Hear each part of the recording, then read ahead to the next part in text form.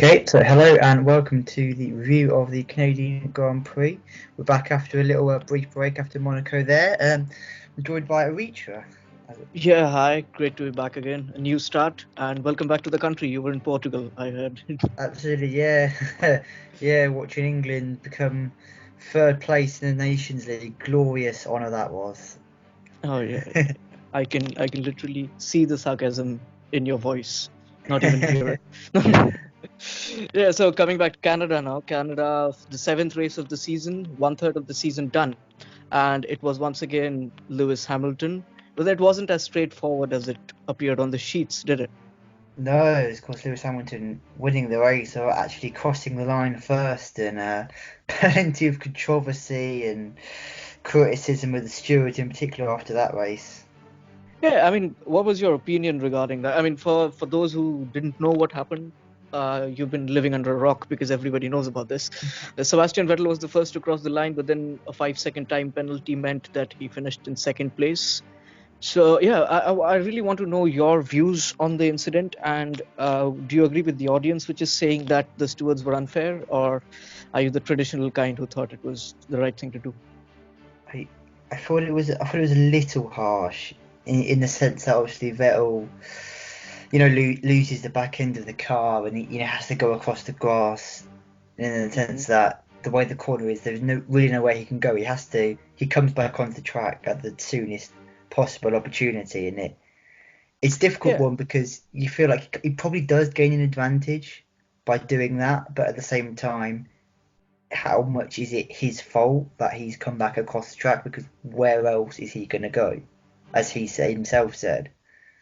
Yeah, I mean, you can say that, but then, according to, if you ask me, this was like a football match. I mean, let's say a Champions League match, and it's nil-nil at the 70th minute, and a player on a yellow card makes a hard tackle. So, by the rule book, he should be sent off, but then at the same time, if you send him off, you'll be ruining the rest of the game.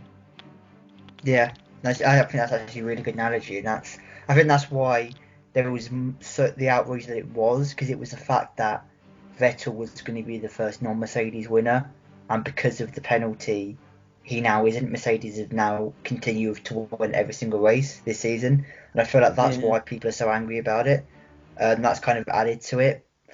Um, yeah, no, there is a real problem because as I was saying, I do feel like Vettel has gained an advantage there. In the sense that he does come across the track and kind of cut Hamilton off from overtaking him.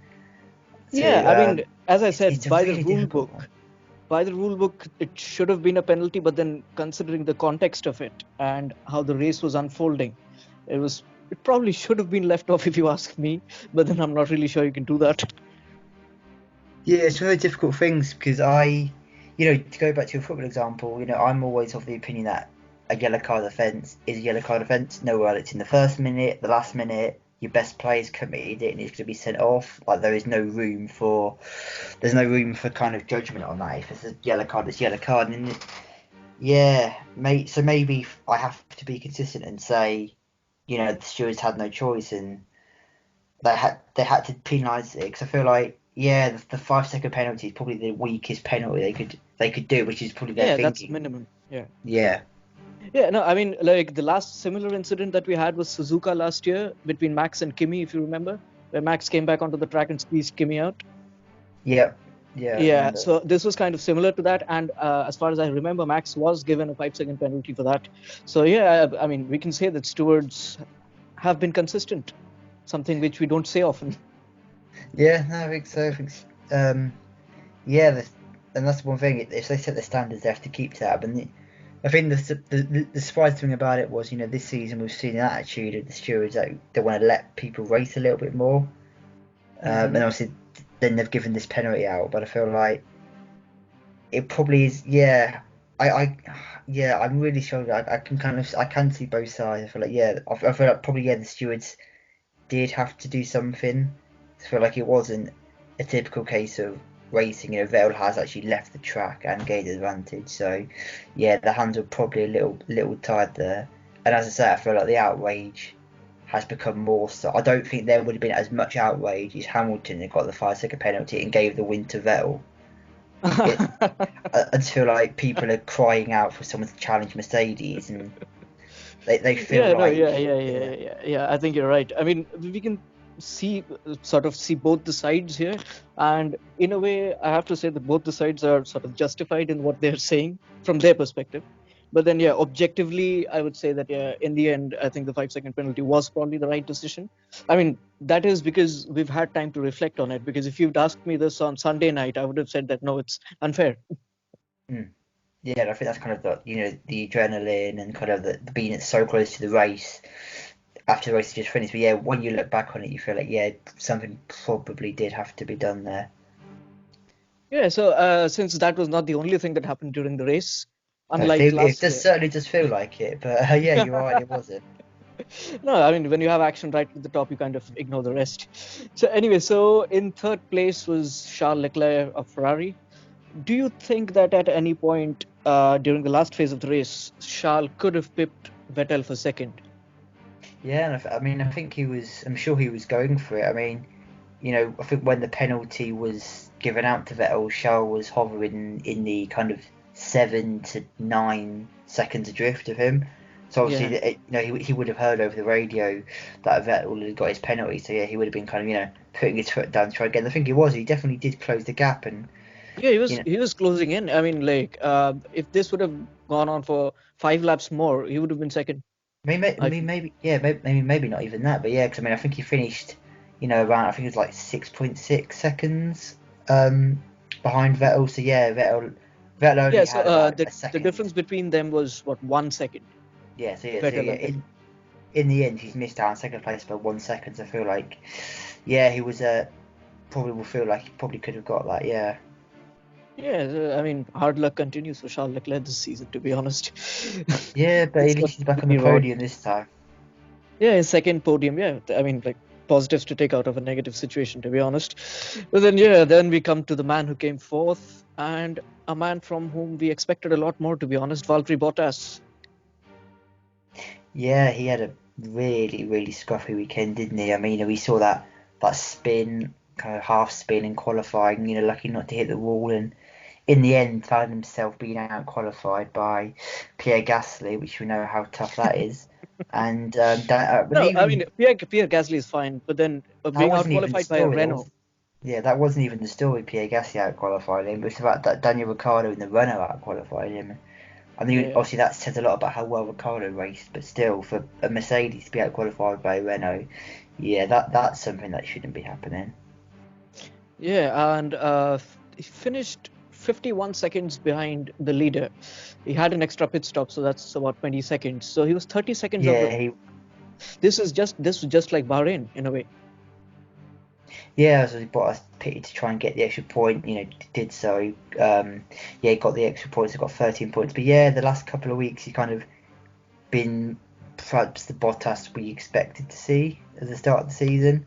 The Bottas which is Bottas quite 1.0. some age with Hamilton, and yeah, he's already his title challenge has drifted to I think about 29 points now. So Hamilton already has a complete DNF Yeah, yeah, cushion to yeah. Bottas now. Mhm. Yeah, you do kind of hope for the sake of the competitiveness that he can kind of pick his game back up now and close that gap. But yeah, Hamilton looks to be pulling away now. Unless Ferrari can pull something out of the bag.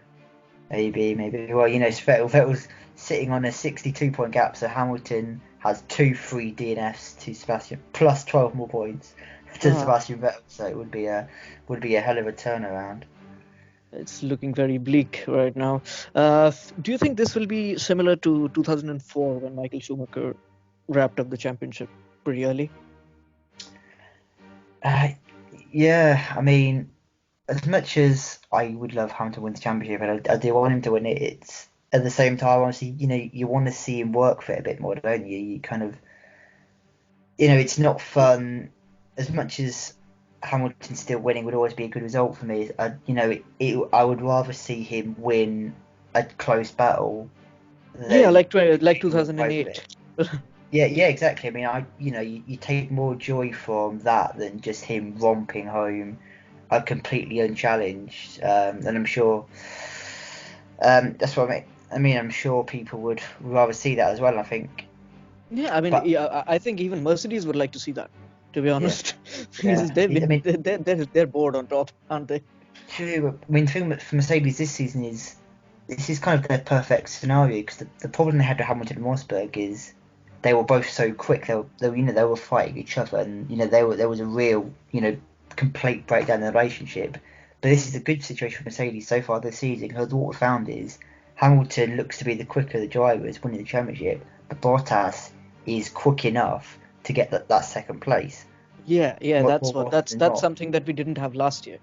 Yeah, so it's something we didn't have last year, and because there's a difference between the two drivers, it makes it easier because they're not both completely at each other's throats, you know, Yeah, like getting Ferrari. each other's way, like Rosberg and Hamilton, where you had Rosberg, he never proven, but Rosberg driving off the first corner of Monaco, causing a yellow flag and hitting each Yeah, other. You know what I mean? that 2014 to 2016 was crazy, to be honest. No, That's what I no, mean. And but then I think I'd take yes, more pleasure from a Hamilton win coming out of such a tough battle than him walking away with it this year. You kind of you feel like he's earned it more. You feel like he's worked it more. It's just more mm-hmm. fun to watch. Yeah, it's obviously more fun to watch, and that is kind of what most of the F1 fans, if not all of them, want right now, to be honest. Which brings us to one of the most loved drivers and hated drivers who finished fifth today. His worst finish of the season, Max Verstappen in fifth. Yeah, yeah. That was his worst finish of the season. There was extenuating circumstances in that. In the fact that he was completely done over by Kevin Magnussen in qualifying. Oh, Hulkenberg was right. absolutely, absolutely. No, I mean, like, uh, f- coming to his teammate, to be honest, I mean, I have to mention Gasly in this. Like, this was the perfect opportunity for him to have one up on Verstappen finally, because he started 4 places ahead of Verstappen, and Verstappen ended up almost lapping this guy Yeah, no, I mean it was. Yeah, in the absolutely. I same mean, car. So, what is he doing? yeah, that really is inexcusable. The fact that he's managed to find himself lapped because they have exactly the same machinery available to them, and that's the thing to be looking at for Red Bull is Max Verstappen is obviously a great driver, but at the end of the day it's the same car. Max shouldn't be able to catch Gasly and just drive away from him at the complete rate he did. Um, I mean, the only time that Gasly was ahead of Verstappen is the qualifying session in Canada, and that is not because he was fast, because Max was unlucky. And every time apart from that, be it qualifying or be it the race, Gasly has been significantly behind Verstappen. Not only behind, he hasn't been close. Exactly, and that's the thing. Like, it's no shame or surprise for him to be slower than Max. Max is a future world champion. Max is one of the best drivers on the grid. So there's very few drivers on that grid that could take the challenge to Max and outscore him and beat him consistently. But yeah, the problem with Gasly, he is so far behind him. He's so far behind him. And you see him returning qualifying and race results where he's not even finishing ahead of some of the midfield teams as he did not in this race. That's Yeah, where I the mean, concern I mean, comes. it's surprising. I mean, he was better in a Toro Rosso, to be honest. He would have finished in the same position. Yeah, yeah, absolutely, yeah. No, I mean, did you notice the amount of time that he spent behind Stroll? Hmm. Yeah, I mean Stroll. Yeah, Stroll had a good weekend, but yeah, I for mean, him yes, to be Stroll had stuck a good behind him. weekend, but then it was not like Gasly was behind his back. He was 3 seconds behind for lap after lap. Yeah, I'm not quite sure he's found his, groove at Red Bull. He's overtaking something we've not really seen him demonstrating that much this season. My mind still goes back to, his struggle. Well, that's not his struggle, his failure to get past Danny Kvyat in In Australia. Australia. Yeah, I mean, this race was similar in a lot of ways because he started fifth. He started fifth. You expect a podium from a Red Bull from there.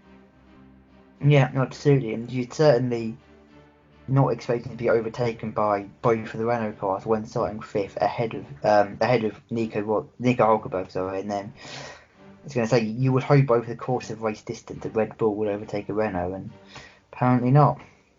I mean, the thing that I noticed was Max was ahead of all of them, and then Max pitted. He came back behind Ricardo and Hulkenberg, and he took only 1 or 2 laps to get ahead of both of them.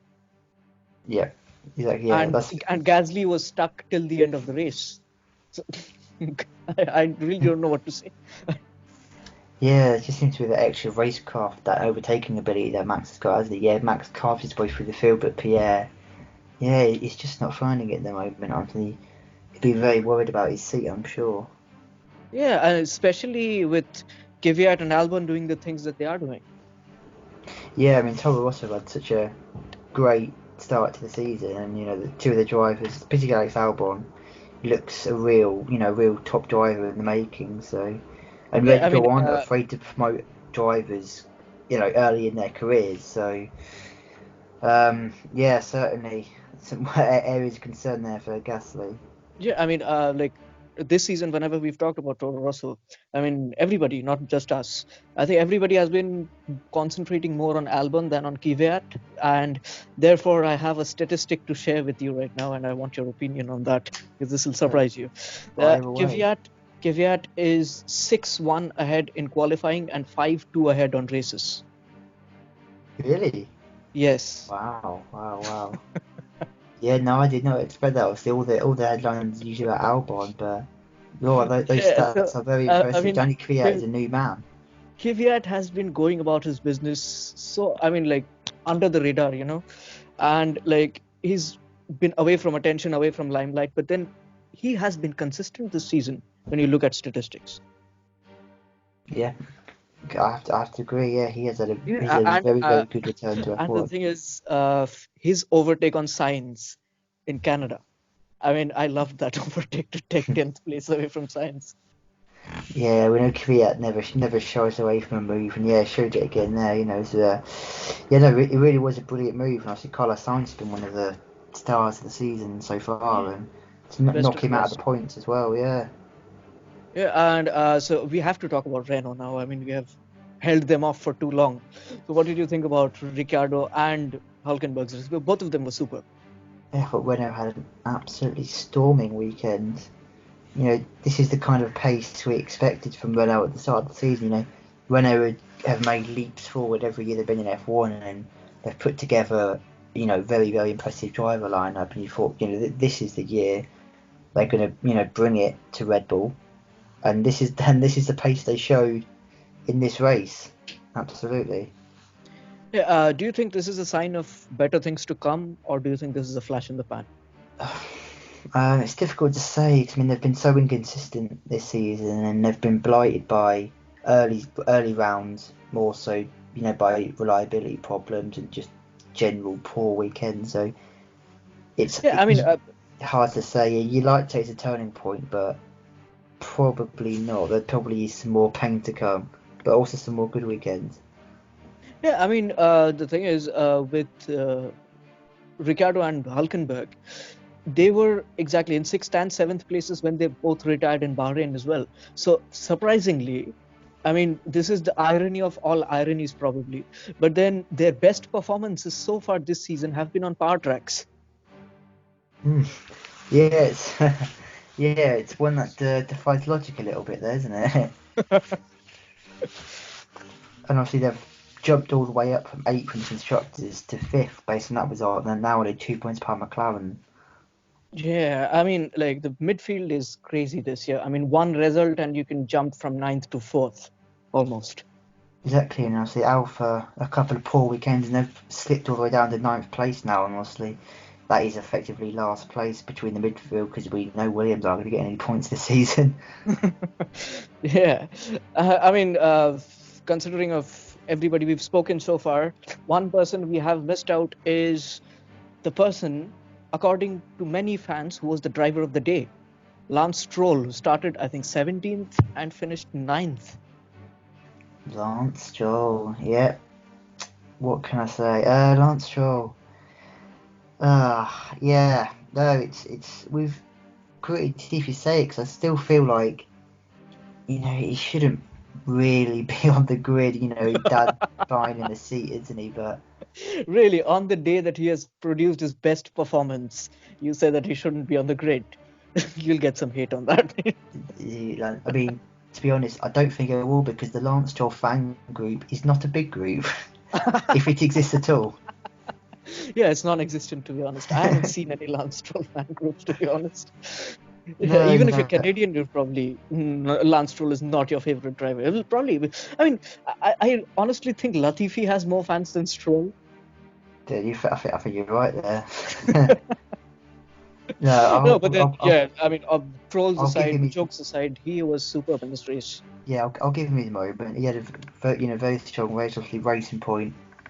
Difficult season for them. 'Cause obviously, they're still feeling the effects of not having the money from last season. Obviously, the building these cars is usually like a 2-year process. So the effects of their money really, their new money has really been kicking next season. So they've been Yeah. struggling. But Lance Stroll, drove a great race to get himself inside the points at his home race. Yeah, but then he needs to find out a way to get out of Q1, to be honest. Exactly. I mean, it was an impressive drive to get up from 18th to 9th, but yeah, this Q1 duct it's appalling. There's no other word for it. It's absolutely appalling. I mean, every time you head into a weekend, you sort of know that three drivers will be out in Q1, both the Williams and Lance Stroll, and Yeah, then 2 more drivers are to be decided. yeah, absolutely. What's the stat now? Is it 9 in a row now? I'm not really aware Something of like the that. stat. Yeah, I'll have a look on that. But yeah, it was really, really isn't good. No, I mean, I understand Perez is a good driver, but then that doesn't mean you don't even get out of Q1. Exactly. I mean, there's plenty of times where teams are having bad weekends. So to get more higher than 15th, even if your racing point shouldn't be too difficult at least once. But to not have done it at all this season really is. Yeah, no, Really, I mean, if I start speaking like a fan, I'm playing devil's advocate, obviously. If I cherry pick statistics and I tell you that Pierre Gasly and Charles Leclerc have also gone out in Q1, so what's wrong with Lance Stroll getting out in Q1? I think the consistency is No, the problem, this isn't is it? this is how Exactly. this is literally how Messi and Ronaldo fans argue. Oh, that is an infuriating debate. That's another infuriating debate in sport. No, so we've talked about all the point scorers. So just outside the points was Carlos Sainz, who would be, I think, disappointed. But then he was like his tires were done by the end, weren't they? Yeah, I think the strategy was what kind of let him down this time. So yeah, his tyres were completely shot at the end. Didn't have much to defend with, and go and overtake Danny Kvyat. Yeah. So the team which is best of the rest right now and has been since last weekend had a disappointing weekend because the other car, Lando Norris, what happened to him? Yeah, I remember the commentators, thinking that he's hit the wall of champions the way his wheel was hanging off, but yeah, had some like brake failure, and obviously he ended up retiring I at mean, home straight in flames. Yeah, it was. I can't remember the last time I heard something like this that due to the brakes overheating, the suspension was melted. Yeah, that's. I really can't either. You Yeah, it don't was hear absolutely that too often. crazy. So yeah, so along with him, another guy who did not finish the race was Alex Albon, who was unlucky to have contact on the first lap. I think he was Yeah, squeezed out. yeah, it got collected at the start. It was one of those accidents that you often get in the midfield, wasn't it? It's not really his fault, but he just got collected by a couple of cars, and there's nothing he could do. Kind of really set himself up for the rest of a disappointing rest of the race. Yeah, and other finishers but non-point scorers include Sergio Perez in 12th, Antonio Giovinazzi in 13th, who did finish ahead of his teammate Kimi Raikkonen for the first time this season. Yeah, But that's then it wasn't really because of his pace, was it? He wasn't faster than Kimi this weekend. no. I think that's fair. I mean, Kimi Something. did an extra pit stop, and he only was, I think, a couple of seconds behind Giovinazzi. So yeah, I mean, Giovinazzi and Gasly are probably the two most under pressure drivers so far this season? What would you say? Kvyat and Giovinazzi. Yeah, no, I think that's fair. And obviously, Kvyat's gone the one way. Kvyat's responded to that pressure and has been, really, he's been excellent this season, as we've already discussed. And yeah, Giovinazzi, he's already had a taste of F1 before as well. He's had a couple of races for Sauber. Yeah, And yeah. he's big accidents in both. And maybe he's cut out the big accidents, but yeah, the pace hasn't been there, has it? No, but then he spun in this race, so yeah. True. Yeah, not completely gone. Yeah, so coming to the team which had probably the worst weekend in this season and probably the worst weekend for any team, at least according to Kevin Magnussen. Yeah. don't let Gunter Steiner hear that. He's heard enough. He's heard enough of that. No, but then what really happened to us? I mean, I don't know. Yeah, he was beset by problems. The team had to stay up all night. Working on Magnussen's car, and obviously they couldn't repair it to the racing standard. So yeah, he was driving around aimlessly, really, in the end, wasn't he? Driving around slower than a Williams pace. Yeah, George Russell finished ahead of him. So one more race where Williams finished above another car. Yeah, that's the thing. It was kind of like Williams had kind of beat him on merit as well, because not sometimes Russell's finish ahead of people because in the latter stage of the race they've had some kind of accident and they've fallen right down the field. But Magnussen just had so little pace. Russell could beat him across the line. And what happened to the other guy, Roman? Roman, yeah, Roman is classic on the radio complaining about a completely fair overtake. And I just don't get that with him. Every single time somebody overtakes him, he has to complain on the radio. I mean, I really understand Gunther Steiner's situation, because you have Roman on one hand complaining about every overtake, and then you have the other driver, Kevin, who comes up and says that this is the worst race car I've ever driven. You got to be frustrated in that situation. I think that's probably why he snapped, because he's used to getting it in one ear from Roman, but now he's got both of them going out. He's like, Kevin, you're not the problem driver. Just shut up. I'm used to it from Roman. No, I mean, like I mentioned in one of the previous episodes that we did, if I was Kevin Magnussen, I would be a scared man. Yeah, Gunter Steiner strikes me as both a good and terrifying team boss. Maybe he's the right kind. He could put his arm around you when he needs to, but when he needs to, he will tell you how it is. Yeah, like he's kind of like the Jurgen Klopp of F1 team bosses, I feel. Yeah, certainly. Like the cool guy who everyone would like to be in the same team in, but then when the time comes, he can be ruthless as well. Absolutely, yeah, absolutely. And I'm glad kind of the Netflix documentary kind of showed us that side of him. He was a figure which I don't think anybody really knew a lot about, and then kind of we saw him behind the scenes and we saw like the more funny side of him. It was really good. Yeah, that along with the Beyond the Grid podcast that he featured in, I mean, that really brought out a lot that we didn't know. Yeah, absolutely. And that's what we want. We want to see kind of what these sports stars are like, and outside of the racing as well. It's really good to see.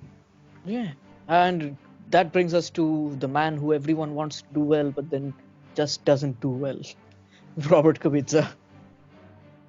Yeah, would you believe it if I told you that he came last place in this race? Oh, I mean, are we in 2009? Because that is the time I wouldn't have believed you. Now I do. Yeah. No, but then really, like, he's a lap down on the rest of on every other car, because you have the top 5 who finished on the lead lap, and then you have everyone up until the 15th place, Kimi, who was 1 lap behind, and then you have Russell, Magnussen, who are 2 laps behind, and you have Kubica, who's 3 laps behind. So this guy is on a league of his own from the downside. Yeah, he is. Yeah, I mean, honestly, it's hard to talk about Kubica without saying what you've said basically every weekend, isn't it? At this point, kind of not expecting, in a sad way, you're not expecting any better. I mean, I see. This is not the first time this has happened where he has almost finished a lap behind his teammate, but then we always thought it was maybe he had some sort of damage on the car, or maybe he's not getting the right spec engine, or maybe Russell is getting more of the updates. But then this cannot go on for 7 weekends in a row. No, I think it's gone past the stage where there's extenuating circumstances. At some point, you've got to admit, the pace the drivers are getting out of the car is completely different. The Williams is a slow car. It's the worst car on the grid, but George Russell or anybody shouldn't be able to get a lap ahead of his teammate. In any car at any level, a teammate should never be able to lap a teammate because at the end of the day, with no issues, you've got the same car. So for a Yeah, I mean, driver to be a lap ahead of his teammate is crazy. I just want to like verify this from you because I really feel that the battle between Russell and Kubica has been exactly like it has been with Max and Gasly. It's just that Williams are at the bottom of the grid, so nobody cares. Yeah, no, I think you're right. Cause I mean, like the golfing class between the two drivers, or well, I shouldn't say class because we know Kubica Is class. certainly was one of the his class was one of the best drivers on the grid. The golfing performance has been completely the same. Gasly, it's more noticeable because obviously Max is picking up podiums or Gasly, is picking up 8th place, but Russell is out qualifying Kubica every race, out racing him. But sometimes they're finishing 17th and 18th, but for Russell he's a lap ahead of Kubica in 17th and 18th. Just he's so far Yeah. behind everyone else. Yeah, so I think you're right. And obviously the true pace the Williams car is preventing Russell from getting the points he deserves, and it's preventing the gap looking quite as shocking on paper as it actually is in reality. Yeah, I mean, like I went through an experience which I'd like to share. I was explaining the teams in Formula One to a new Formula One fan. I mean, I was introducing my friend to Formula One, and I was explaining to him the teams. And I mean, we really don't pay attention to this, but then Williams has got a Mercedes engine. They've got the engine that the top car uses, and they're like nowhere. Yeah. So how bad is the chassis? Yeah, exactly. That's the worrying thing, isn't it? They've got the best possible engine they could. So one part of their car is, the best on the grid, best it could be. Yeah, and we And are in the then, era of Formula One where the engine is probably the most important part, right? yeah, Otherwise, yeah, Max would be world champion by now. yeah, completely agree. Yeah, engine is king, and They've oh, got the Williams king has of gone through so engines, much. and look at them. Yeah, it's there really is. It does make you wonder how a team, as prestigious as Williams has produced a chassis that is just so bad. It's horrendous, to be honest. But then, yeah, that's Canada, and it was certainly a better race than what we had in 2018, didn't we? Absolutely, yeah. It was actually a really enjoyable race this time. It's it was settled on a penalty, but there's plenty of good action at the top and the middle, and some surprising results. So it had kind of all the ingredients. Yeah, I mean, like I always like to judge the races based on the duration that we talk for, and we're 37 minutes in, and we can still talk about it. So it's clear that it was a very, very good race, and we had a lot to talk about. Absolutely, yeah. We've struggled to make 20 sometimes in with races this season. Yeah, I mean, So yeah, Canada last 20's year we good. would have struggled to get to 10. Oh yeah, yeah. Absolutely. Yeah, so that was Canada for you, and we will be back next week with the preview for France. See you next week. See you next week, everyone.